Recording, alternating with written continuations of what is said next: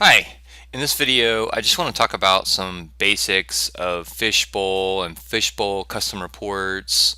We're a reporting company that we build custom reports for our clients and various ERPs, and FishBowl is one of the reports, one of the ERPs we work with. And I just wanted to kind of show some basics here real quick.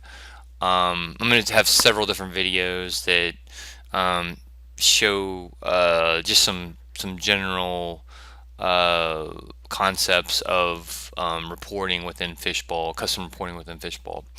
So one of the main ideas is that the reporting software for, or the custom reporting software for Fishbowl is Jaspersoft or Jasper Reports, iReport, and so it's a executable that'll run, and it's real similar to other reporting environments such as like Crystal, Bird, SQL Server reporting services, where you get this layout that you can you'll connect your database, and by the way, the new Fishbowl is now uses a MySQL database versus it used to use a Firebird database, and so now they're using MySQL. So you connect to that MySQL database.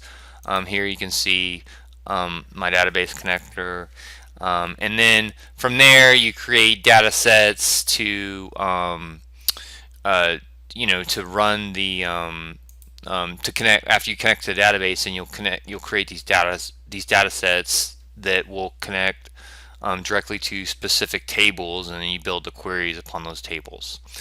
And like I said, I'm going to create several different videos to kind of show creating some basic reports within Fishbowl. If you need help, give us a call or email us at info@reportingguru.com, and we can help build your custom reports for you within Fishbowl.